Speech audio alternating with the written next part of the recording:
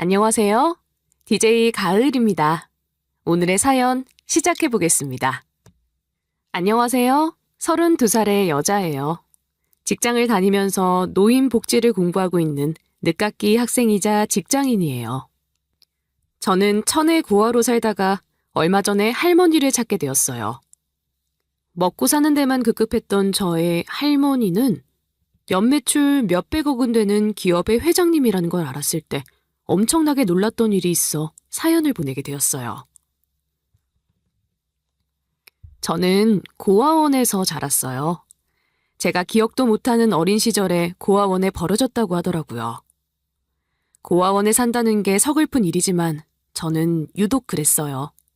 고아원도 여러 군데 옮겨 다녔고 아주 어릴 때는 미국으로 입양이 되었다가 파양이 되기도 하고 그러다 또 고아원을 옮기면서 저는 고아원에 지내면서도 여기저기 버려지듯 계속 떠밀려 지냈어요.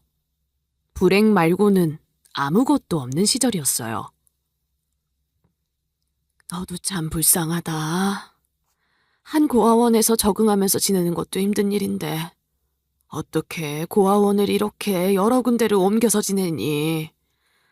널 생각하면 내가 마음이 더 아파. 사회에 나가서는 좋은 일만 가득했으면 좋겠다. 그럼 제 가족에 대해서는 정말로 모르시는 거예요?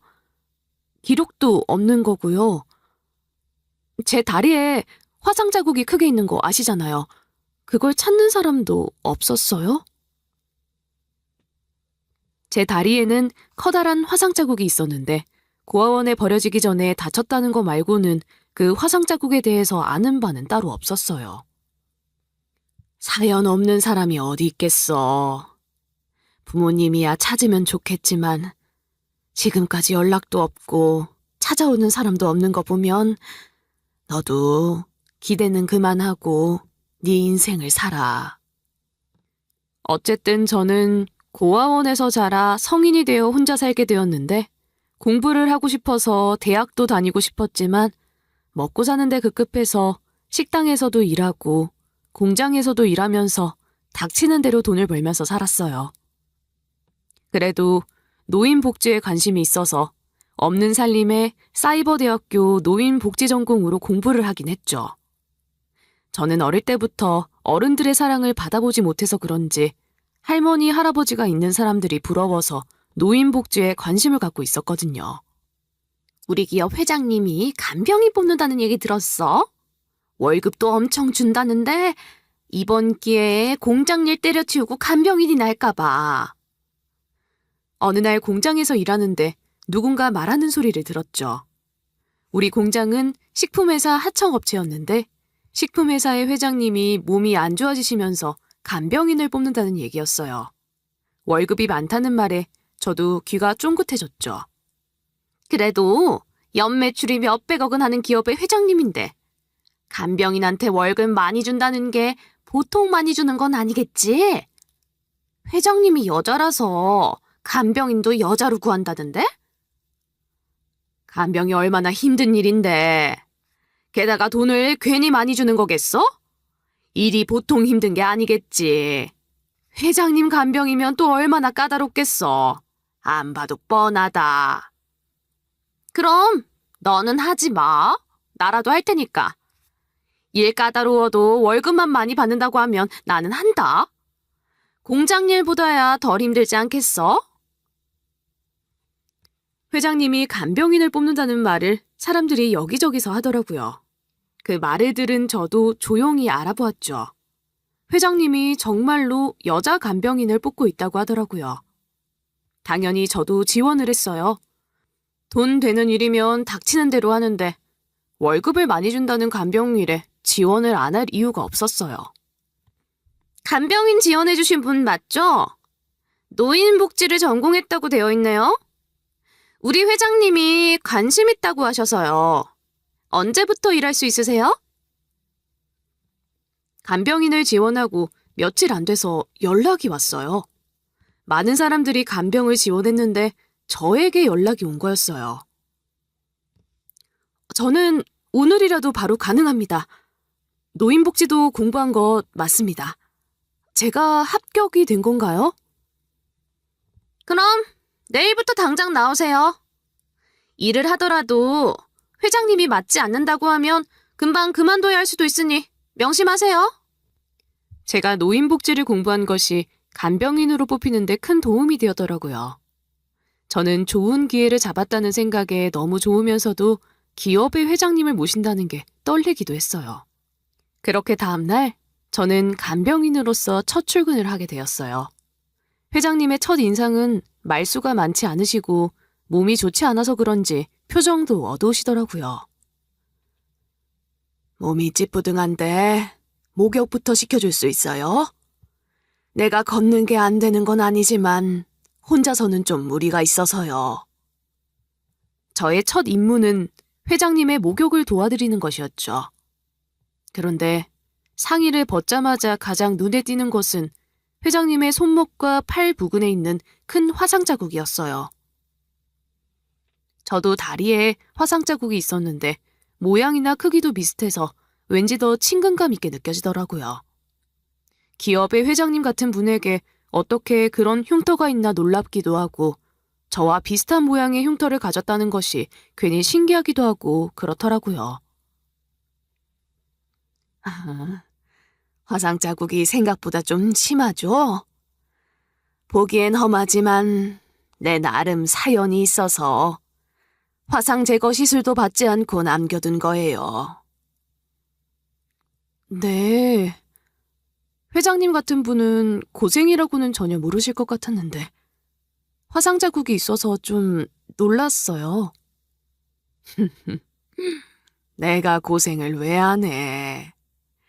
몸고생, 마음고생 엄청 했지. 젊은 나이에 남편을 잃고 남편이 하던 회사를 내가 이어서 하니까 내 팔자가 그저 편한 팔자인 줄 아는데 나도 힘든 일 참 많았어요. 젊은 아가씨가 간병 일을 하는 걸 보니 아가씨도 고생 많이 했나 봐요. 맞죠? 네. 그래도 저는 이렇게 간병 일 할 수 있어서 너무 감사해요.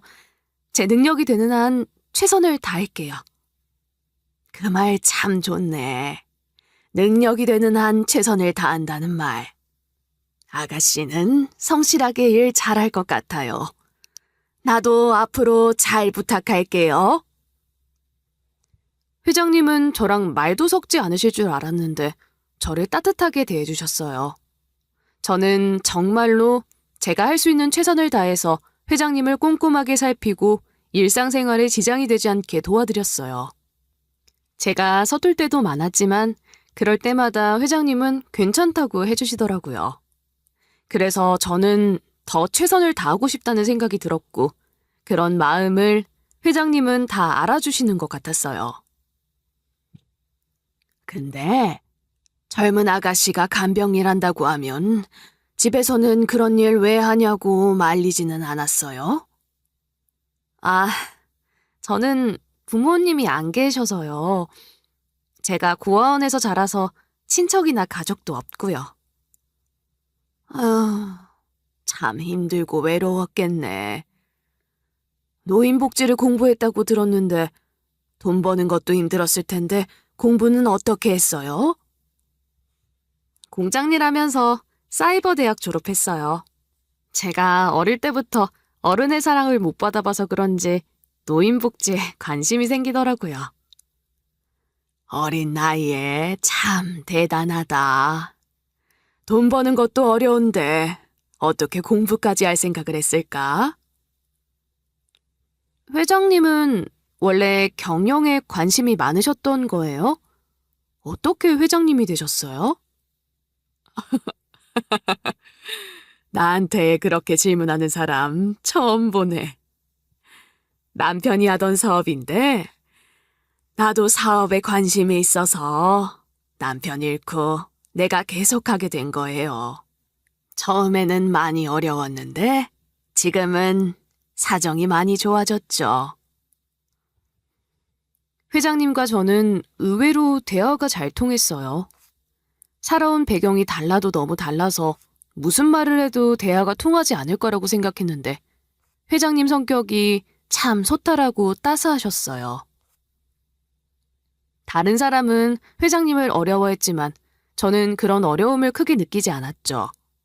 얘기를 많이 나누면서 회장님과 저는 나이 차이는 많이 나지만 친구처럼 가까워졌죠.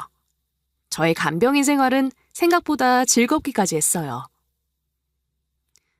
오늘은 산책을 한번 나가볼까요? 날씨가 좋아서 회장님도 좋아하실 것 같은데요. 공기가 아직 차가운데 산책은 무슨 산책이에요? 어르신들한테는 감기도 위험한 거 몰라요? 그런 우리 사이를 마음에 들어하지 않는 사람이 한 명 있었어요. 회장님의 양녀였죠.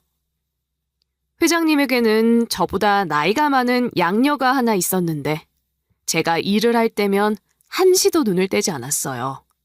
마치 감시하는 것처럼 느껴졌었죠. 제가 큰 실수를 한 것도 아니고 회장님과 잘 지내는데 왜 그렇게 저를 싫어하는 건지 처음에는 이해할 수 없었어요.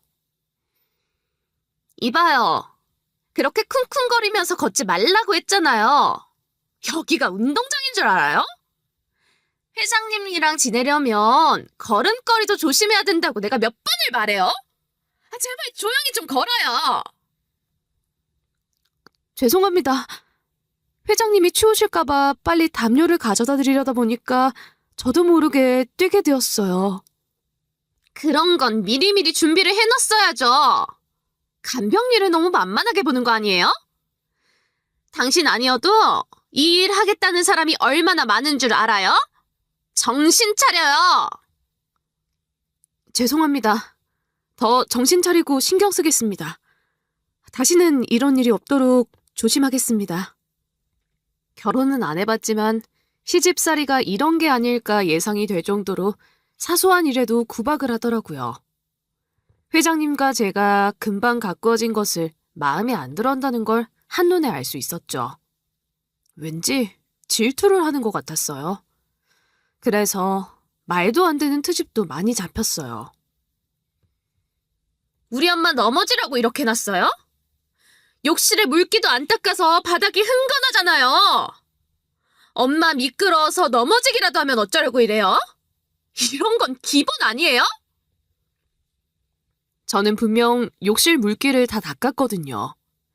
제 생각엔 양녀가 물을 일부러 뿌려놓고 제게 뒤집어 씌운 걸로 보였어요.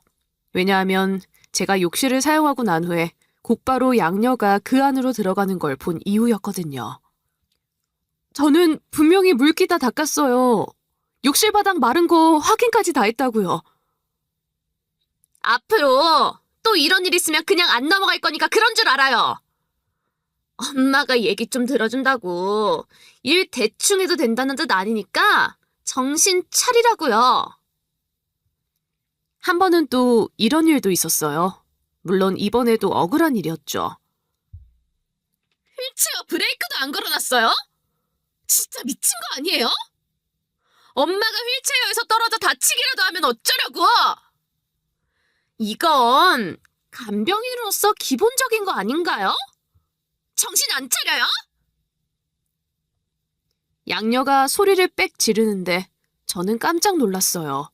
이번에도 말이 안 된다고 생각했어요. 저는 휠체어를 이동시킬 때가 아니면 절대로 브레이크를 풀어놓지 않거든요. 아무리 생각해도 양녀가 뒤집어 씌웠다는 생각이 가시질 않더라고요. 제가 그랬을 리 없어요. 저 정말 아니에요. 브레이크는 확실히 채워놨어요. 저 정말 억울해요. 휠체어 만지는 사람이 당신 말고는 없는데 무슨 말도 안 되는 소리야. 잘못했으면 잘못했다고 인정을 해야지. 어디서 발뺌을 해? 실수를 하고도 인정을 안 하는 게 더 꼴 보기 싫은 거 알아요? 일 그만두고 싶으면 말로 하지. 왜 이런 짓을 해요? 양녀가 저를 무섭게 다그치는데 억울해서 어쩔 줄 몰랐어요. 저는 순간 회장님을 바라보았죠. 다른 사람은 몰라도 회장님만큼은 저를 믿어주길 바랐어요. 아니라는데 그만 좀 해라. 그리고 왜 그렇게 큰 소리를 쳐? 아니라고 하면 그냥 넘어가도 될 일이잖아. 사사건건 그렇게 잘못을 찾아다니면 간병리를 어떻게 하니? 회장님이 제 편을 들어주니까 양녀도 그제서야 멈추더라고요. 하지만 양녀의 표정이 정말 흉하게 일그러지더라고요. 꼭 무슨 일이라도 저지를 것 같은 얼굴이었어요. 그리고 며칠 뒤 결국 일이 벌어지고 말았죠. 이게 무슨 일이야? 엄마, 큰일 났어요. 좀 전에 멀쩡하게 살을 먹던 양이가 갑자기 숨을 안 쉬어요. 회장님이 자식같이 아끼는 강아지가 있는데 제가 준 사료를 먹고 얼마 안 있어서 숨을 거둔 거였어요. 제가 사료를 줄 때만 해도 전혀 이상함을 느끼지 못했는데 갑자기 숨을 거둔 게 말이 안 되는 일이었어요.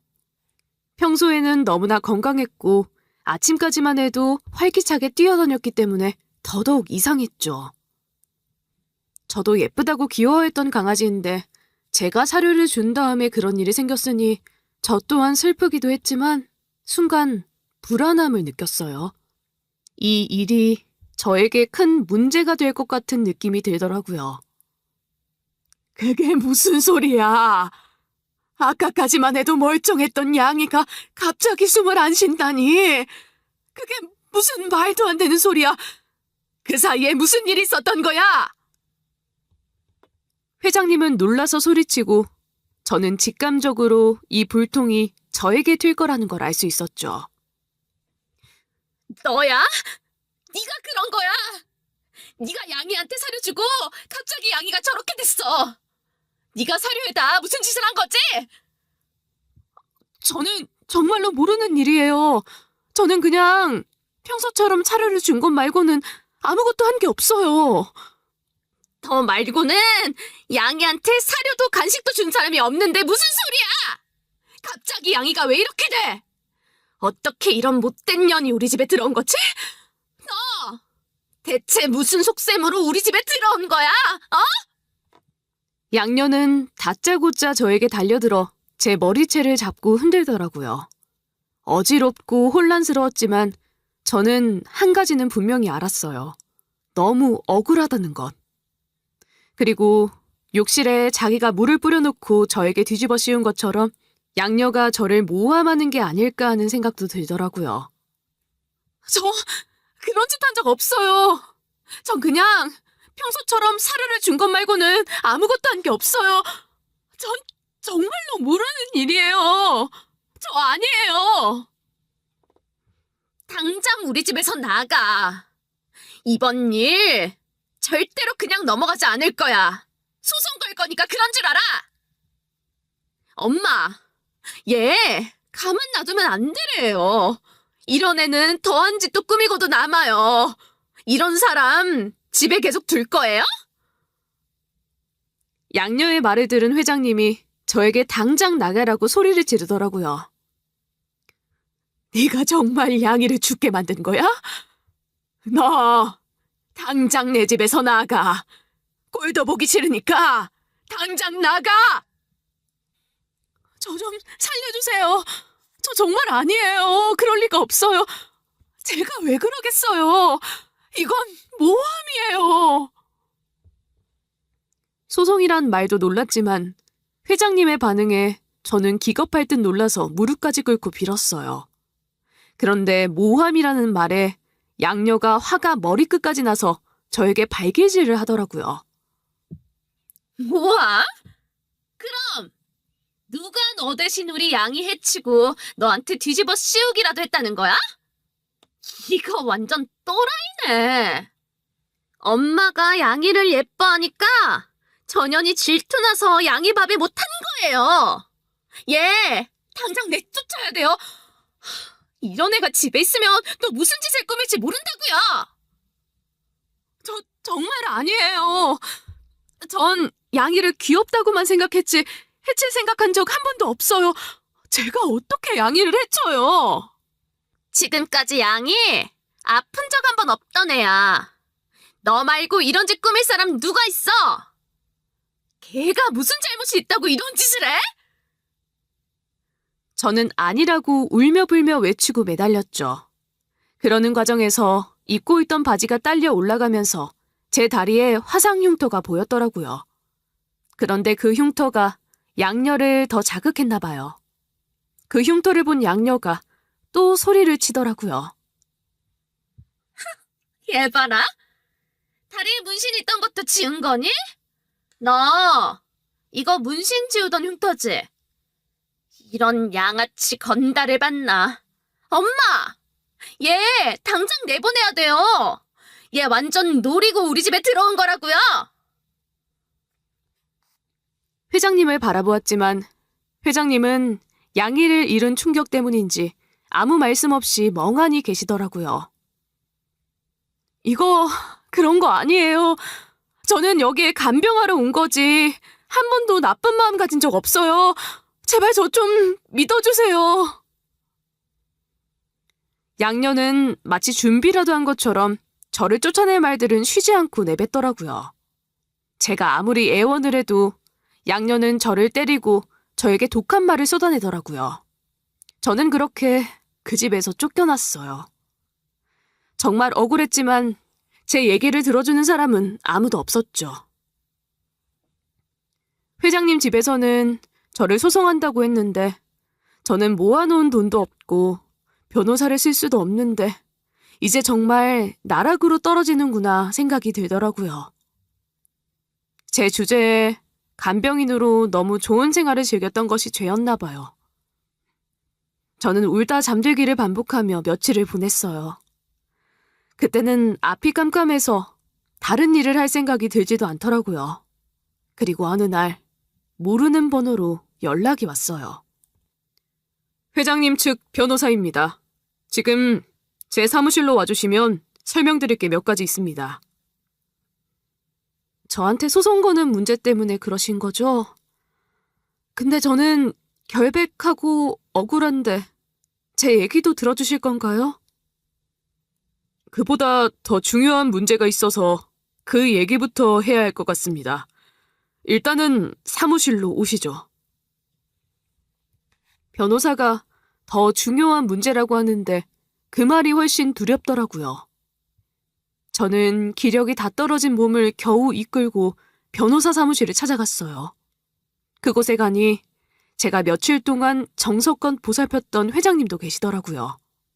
삭막하고 숨이 막히는 분위기에 숨이 멎을 것 같더라고요. 저는 그대로 주저앉아서 숨을 헉헉댔어요. 공황발작이랑 비슷한 증상이 나타나더라고요. 그랬더니 회장님이 저를 꼭 안아주시는 거예요.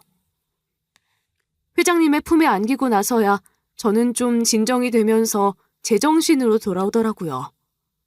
하지만 저에게 화를 내고 소리지시던 회장님이 왜 갑자기 저를 안아주시는 건진 이해가 되지 않았죠. 저는 정말로 아무것도 하지 않았어요. 저는 양이한테 아무 짓도 하지 않았어요. 정말로 사료를 준 것 말고는 떳떳하지 못한 짓은 하지 않았어요. 맹세해요. 저는 정신을 차리고 또박또박 제가 저지른 일이 아니라고 말했어요. 제발 제 진심을 누구라도 한 명은 들어줬으면 하는 바람뿐이었죠. 그랬더니 회장님이 고개를 끄덕이며 말씀하시더라고요. 그래. 네가 그런 거 아니라는 거 믿는다. 그보다 너 다리의 흉터는 어쩌다가 생긴 거야? 정말로 문신 자국 지우려던 거야? 아니지? 아니에요. 이거 정말로 문신 자국 아니고 화상 자국이에요. 저도 너무 어릴 때 생긴 거라 어쩌다 생긴 건지 정확히는 모르는데 정말로 화상 자국 맞아요. 갑자기 제 다리에 있는 화상 자국을 물으니 저는 좀 의아했죠. 하지만 그 순간에는 그저 묻는 말에 착실히 대답해야 한다는 생각밖에 없었어요. 그럴 줄 알았다. 좀 황당하게 들릴 수 있겠지만 우리 친자 검사를 한번 해보는 게 어떻겠니? 어떤 친자 검사를 말씀하시는 거예요? 저랑 누구를요? 전 가족도 없고 아무도 없어요. 갑자기 친자 검사까지 받자고 하시니 저는 더 혼란스러웠어요. 변호사가 말한 더 중요한 문제라는 게 친자 검사와 관련된 일임은 알겠더라고요. 하지만 회장님이 왜 저랑 친자 검사를 해보자는 건지 여전히 이해가 되지 않았죠. 나랑 친자 검사를 한번 받아보자. 내가 짚히는 데가 있어서 그래. 이상하게 생각하지 말고 속는 셈 치고 한 번만 해줄 수 없겠니? 내 소원이다. 제가 회장님이랑 무슨 연관이 있다고 친자 검사를 하라는 건지 이해가 안 돼요. 저는 며칠 전에 양의를 해줬다고 회장님 집에서 쫓겨났는데 갑자기 친자 검사를 받으라고 하시니까 무슨 상황인지 모르겠어요. 네가 그러지 않았을 거라고 생각해. 내 양녀, 그 애가 저지른 일인 것 같아. 아직 심증만 있고 물증이 없어서 찾는 중이다. 집에서 일하는 사람들도 내 양녀가 저지른 짓인 것 같다고 하더라. 그래서 일단은 너를 집이 아닌 여기로 부른 거고 네 다리 흉터가 나와 관련이 있는 것 같아서 친자 검사를 해보자는 거야. 내 간절한 부탁인데 들어주면 안 되겠니? 친자 검사를 원하는 회장님의 간절한 부탁에 저는 하겠다고 했어요. 저로서는 어려운 것도 아니었어요. 단지 이게 대체 무슨 의미가 있나 생각이 들 뿐이었죠. 그동안 어떻게 지냈는지 자세히 얘기해 줄 수 있어? 고아원에 살았던 이야기 말이야. 제가 고아원에 들어가자마자 그 고아원이 없어지면서 바로 다른 고아원으로 옮겨졌대요. 그리고 미국으로 입양이 되었다가 파양이 되어서 다시 한국으로 돌아오고 또 고아원이 옮겨지고 계속 그렇게 고아원 안에서도 떠돌이처럼 지냈어요. 그동안 저를 찾으려는 사람이 있었어도 제가 하도 옮겨 다녀서 찾을 수 없었을 거예요. 어쩌면 저를 찾으려는 노력을 한 사람조차 없었을지도 모르고요.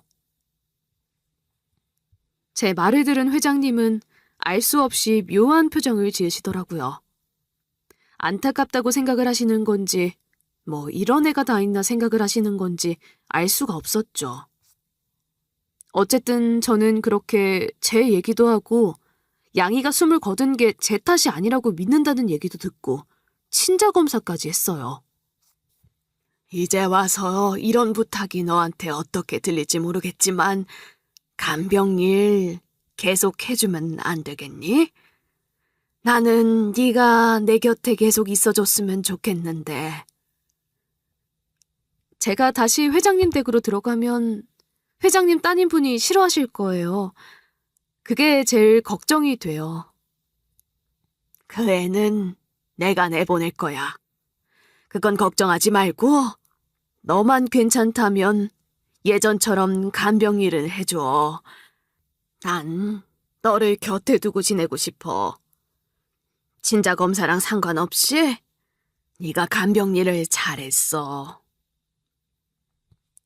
그럴게요. 그래도 저를 믿어주신다니 그것만으로도 감사한데 회장님 간병일이라면 저도 좋아요. 그렇게 저는 회장님 집에 상주하면서 간병일을 다시 하게 되었어요. 양녀는 집에 없더라고요. 제 머리채를 잡고 흔들고 욕을 하던 사람을 마주하게 될까봐 걱정이었는데 제가 다시 들어간 날부터 없었어요. 회장님 양녀는 회장님이 집에서 나가라고 하니까 별 말도 하지 않고 그냥 나가더라고요. 회장님이 양이 일로 자기를 의심하고 있다는 걸 아는 것 같았어요. 그래도 아직까지 양이 일로 물증이 없어서 나가 살라고 하는 것 말고는 별다른 조치를 취하지 못하고 있어요.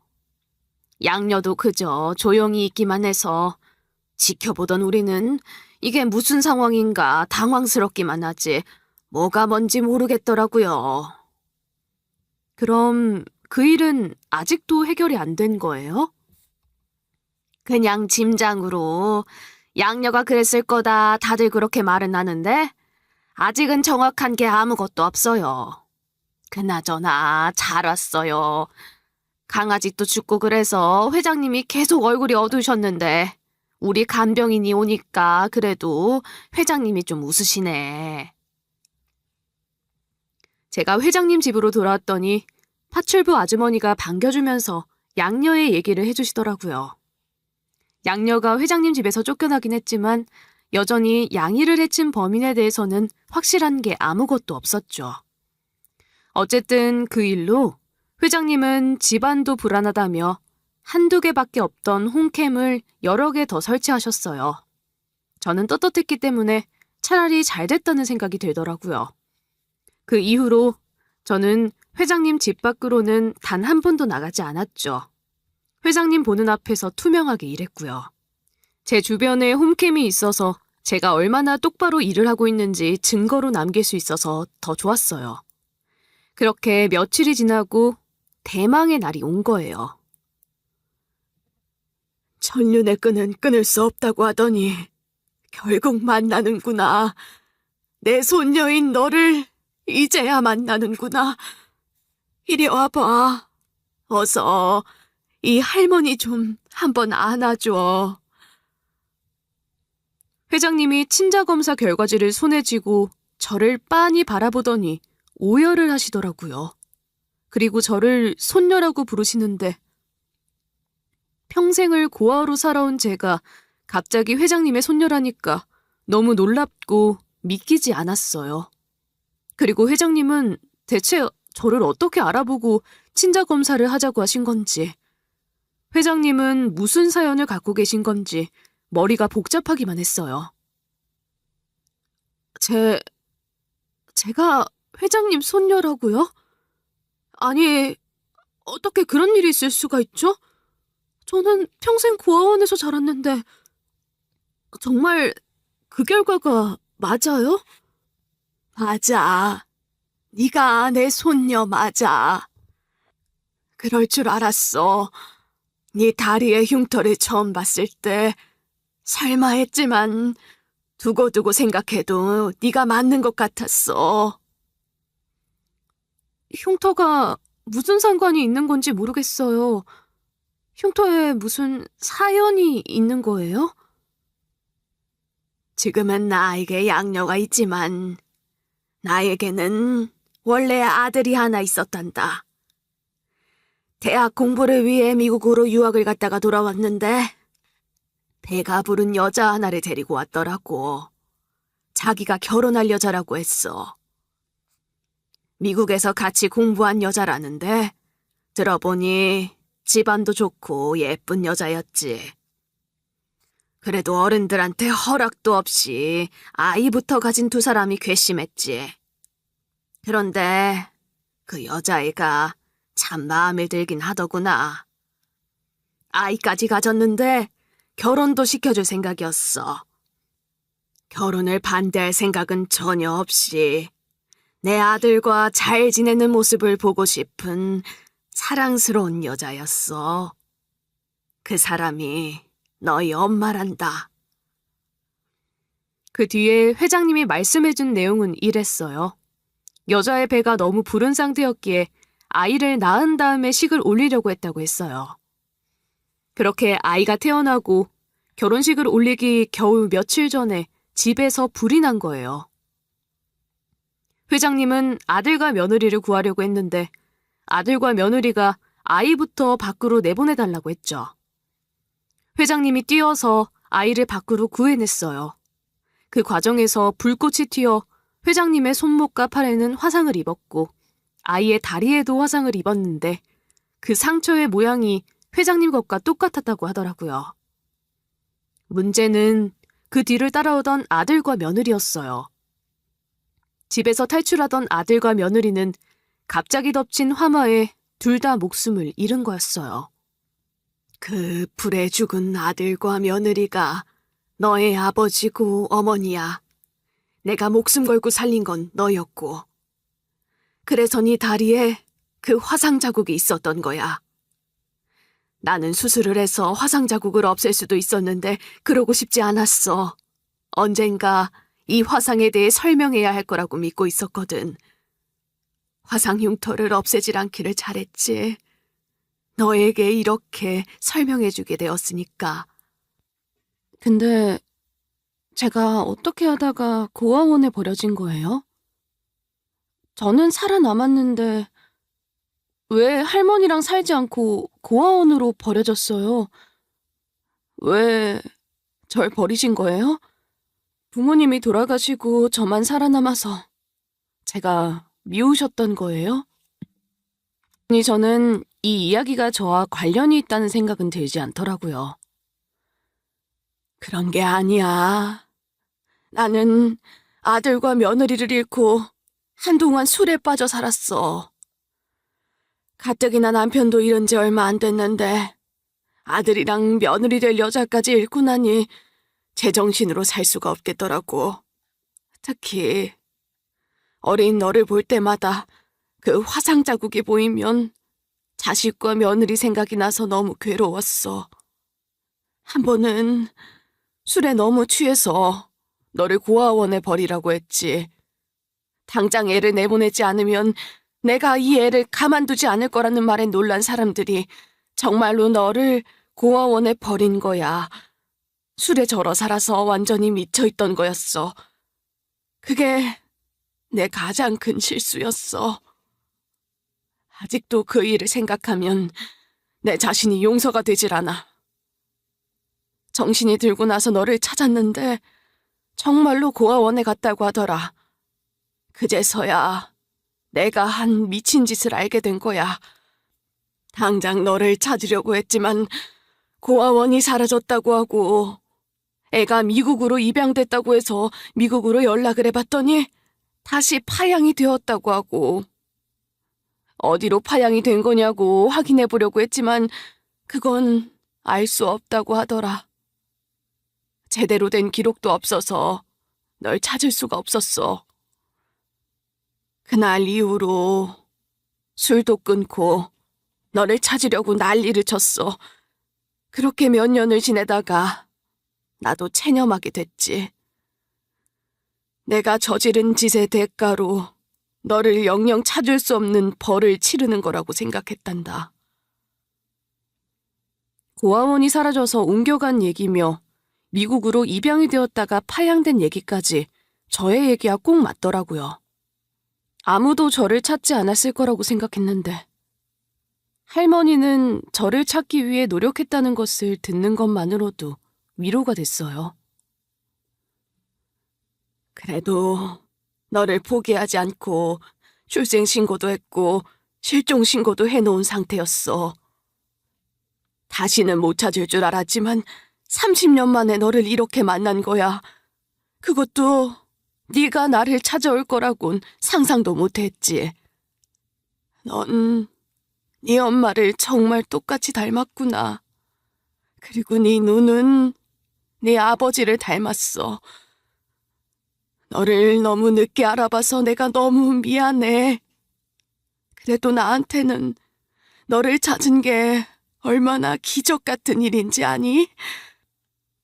회장님은 말을 마치고 오열을 하셨고 저는 여전히 어안이 벙벙한 채로 멍하니 서 있었어요. 저도 친자검사 결과지를 확인했는데도 여전히 믿기지 않더라고요. 그런 제 맘을 알았던지 회장님이 저에게 사진을 한 장 보여주셨어요. 엄마와 아빠의 사진이었죠. 보는 순간 눈물이 줄줄 흐르더라고요.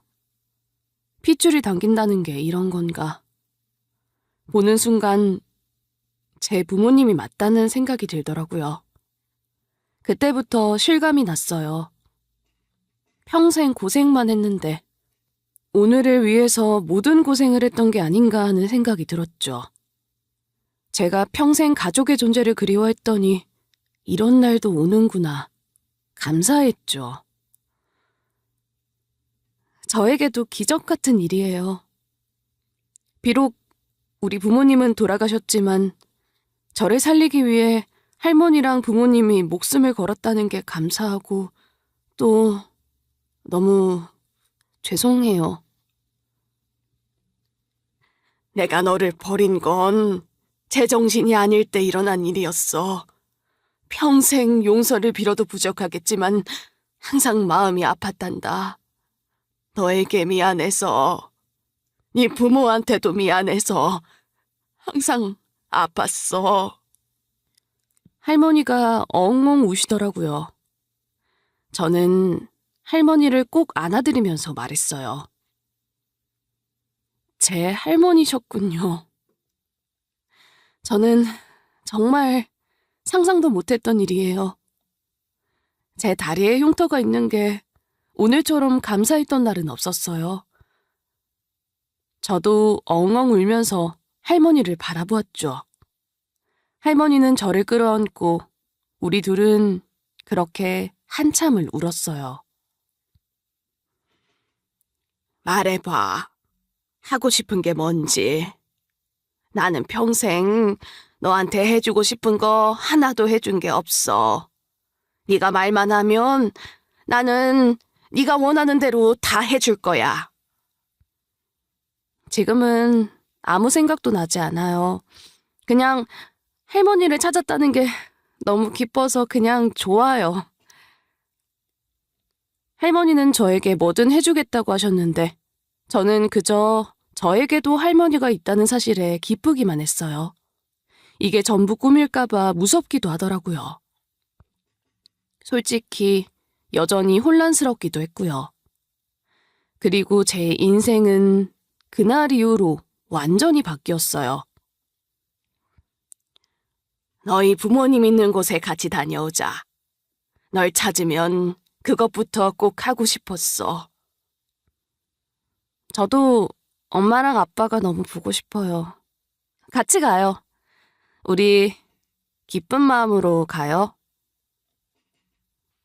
저랑 할머니는 부모님이 계신 낙골당에 함께 다녀왔어요. 엄마와 아빠가 저를 사랑했다는 사실만으로도 더는 외롭지 않더라고요. 그리고 저에게 할머니가 생겼다는 것도, 그 할머니가 평생 저를 찾기 위해 노력했다는 것도 감사했어요. 하고 싶은 게 뭔지 생각은 해봤어? 전에 말한 대로 나는 네가 원하는 건 뭐든 들어줄 거다. 뭐든 말해봐. 내가 다 들어줄게. 생각해봤는데 노인 복지 공부를 더 하고 싶어요. 이번 기회에 제대로 배우고 싶었어요. 항상 공부에 대한 아쉬움이 있었거든요. 좋은 생각이다. 그리고 일도 하는 건 어떠니? 네가 나랑 같이 일을 해준다면 참 든든할 것 같아. 할머니가 원한다면 저도 좋아요. 그리고 간병인은 따로 구하지 않으셨으면 좋겠어요. 제가 계속 할머니 간병도 하고 싶어요. 제 말에 할머니가 정말 좋아하셨어요. 나야 좋은데 공부도 하고 일도 하면서 나까지 보는 거 괜찮겠어? 네가 너무 힘들까봐 걱정이야. 평생 갖고 싶었던 가족을 찾았는데 그 정도는 아무것도 아니에요. 다른 사람한테 간병 맡기지 말고 제가 할머니 보살필 수 있게 해주세요. 그러자. 나도 너랑 더 오래 있을 수 있다면 좋을 것 같아. 저는 항상 공부가 하고 싶었는데 본격적으로 공부를 할 수 있다는 것만으로도 너무 기쁘더라고요. 그리고 할머니 회사에서 일을 하는 것도 즐거웠어요. 사람들은 저에게 친절하게 일을 가르쳐 주었고 저는 스펀지처럼 배울 준비가 되어 있어서 그런지 일을 배우는 속도도 빨랐어요. 직원들도 그런 저와 일하는 것을 좋아했고 가장 기뻐하신 건 역시 우리 할머니였죠. 일도 하고 집에서는 할머니 간병도 하고 그 와중에 공부도 하려니 바쁘긴 엄청 바쁘더라고요. 그래도 기분이 좋았어요. 저에게 새로운 기회가 생긴 것도 감사하고 무엇보다도 저에게 할머니가 생겼다는 사실이 가장 행복했죠. 그리고 어느 때처럼 같이 아침에 출근을 하는 중이었어요. 생각지도 못한 사람이 저를 기다리고 있더라고요. 네가 엄마 손녀라며 친자 검사로 확인했다는 얘기 들었어. 너 다 알고 우리 집에 왔던 거니? 양녀였죠. 강아지 양이가 죽었을 때 제일 먼저 발견한 것도 의심스러웠지만 어떻게 죽었는지 확인도 하기 전에 양이가 사료를 먹고 죽었다고 말하는 게 이상해서 집 밖으로 내쫓긴 그 여자였어요. 저 또한 양녀가 양이를 죽였을 거라고 확신하고 있던 터라 잔뜩 경계를 했죠. 그리고 저에게 또 험한 말들을 할지도 몰라서 저는 휴대폰으로 녹음부터 켰어요. 물론 양녀 모르게 재빨리 한 행동이었죠. 전혀 몰랐어요. 제 다리에 있던 흉터 때문에 할머니가 눈치챈 거라고 했어요. 아시겠지만 문신 제거하던 흉터도 아니고요. 이런 말 하게 될 줄은 몰랐는데 미안하다. 너한테 미안해. 넌 날 용서해 줄 거지? 저한테 소송까지 건다고 하셨었잖아요. 제 잘못이 아니라고 아무리 말을 해도 들어주지 않던 사람이 이제 와서 저에게 미안하다고 하면 제가 어떻게 받아들여야 해요? 그래서 지금 쫓겨나서 지내. 너도 어렵게 살아봐서 알잖아. 나 지금 너무 힘들어. 엄마랑 살 때는 이렇게까지 비참한 적 없었어. 네가 엄마한테 말 좀 잘해줘. 엄마가 네 말이라면 다 들어주실 거 아니야. 내가 널 오해한 건 맞지만 그래도 사람을 이렇게 내쫓고 엄마도 마음이 편하겠어? 할머니한테 제가 무슨 말을 해야 하는데요? 양이를 대체 어떻게 한 건지 솔직히 말해봐요. 그럼 저도 생각해 볼게요. 너 그 말 정말이야? 정말로 내가 얘기하면 엄마한테 나 돌아오라고 얘기해 볼 거야? 무슨 짓을 하긴 한 거죠? 그래서 할머니가 집에서 나가라고 했을 때도 별말 않고 조용히 나간 거죠? 너한테는 미안해. 그때는 네가 너무 미웠어. 엄마가 나 말고는 누구에게도 곁을 내주지 않는 사람인데 갑자기 너한테 잘해주니까 불안했어. 예전에 어떤 노인이 자기 간병인한테 전 재산을 줬다는 얘기도 생각나서 네가 엄마 곁에 있는 게 너무 불안했어. 나는 엄마의 친딸도 아니고 다른 사람이 나타나면 내 자리를 잃을 것 같아서 불안했어. 그래서 어떻게 한 건데요? 양이한테 무슨 짓을 한 거 맞죠? 그걸 저한테 뒤집어 씌운 거죠? 내가 무릎이라도 꿇으면 용서해 줄래? 내가 다시 엄마 집으로 돌아가면 너한테 정말 잘할게. 양이 사료에 약을 탄 건 맞아. 하지만 죽일 생각은 없었어. 그냥 좀 아프게 하려고 했던 것뿐이야. 그런데 그 개가 그렇게 쉽게 죽어버렸지. 누가 알았겠어? 나 정말로 그 개가 죽을 거라고는 생각도 못했어. 너한테 뒤집어 씌우려고 했던 것도 맞아. 나 지금 정말로 솔직하게 다 얘기하는 거야. 내 자존심 다 버리고 너한테 이렇게 솔직히 얘기하는데 나 좀 불쌍히 여겨줘. 양녀가 하는 말은 전부 제 휴대폰으로 녹음이 되고 있었어요. 양녀가 양이를 해쳤다는 결정적인 증거가 될 게 분명했어요. 아무리 미워도 그렇지 어떻게 그런 짓을 꾸며요? 죽을 줄 몰랐다고요. 그런다고 그게 용서가 돼요? 실수로 죽인 거니까 할머니한테 얘기 잘해달라는 거였어요?